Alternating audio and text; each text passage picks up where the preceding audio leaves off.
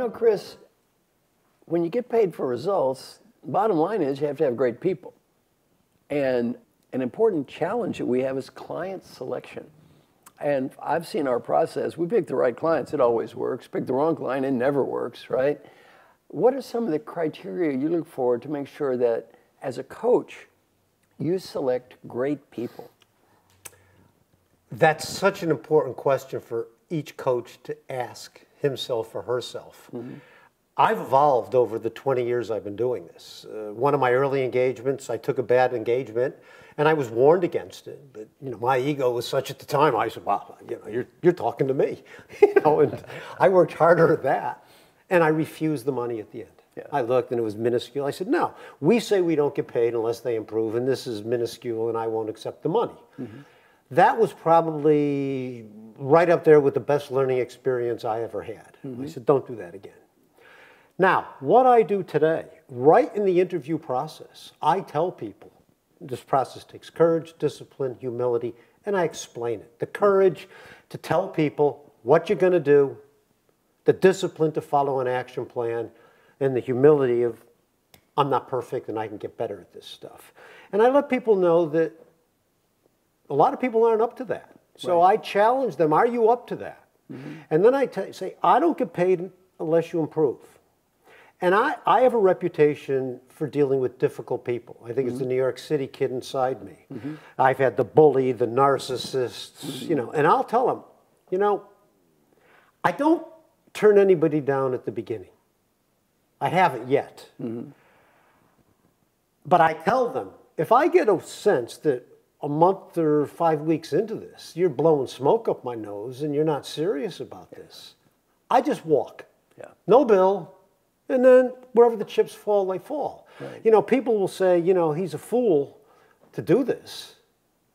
I'm not a big enough fool to work with you for a year if I don't think you're serious. And I'm not going to get paid. And I'm not going to get paid. I got a family to support, and I'm not interested in doing that. That's right. So I think it's a competitive advantage to be able to say that and look somebody in the eye and do that. Right. So I tell coaches, don't take a bad engagement. Right. And what's the criteria for you? And tell people you'll walk.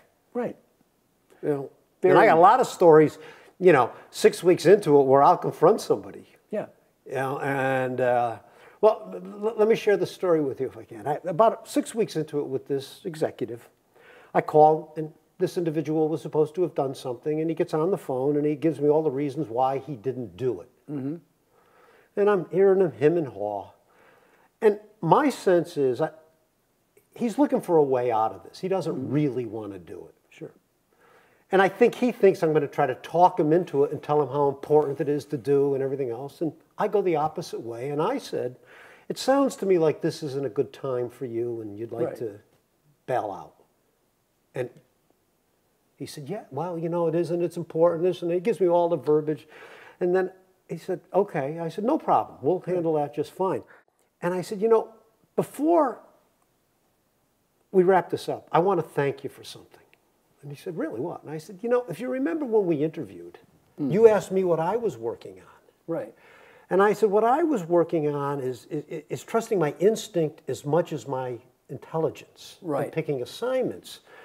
And I said, I get too rational, and sometimes my gut's telling me something, and I don't trust it. Right. And when we did this, my instinct was telling me that this wasn't something that you really wanted to do or had the courage to go about this unique process.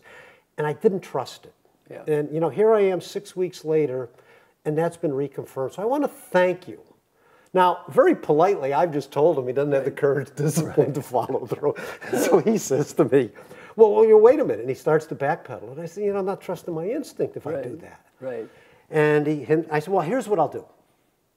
Let's schedule a week from now, and if you've done all the things that we've talked to up till now, you call me, and I'll see if I reconsider. Right.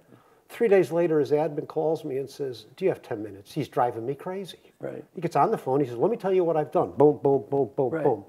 I said, let's go to work.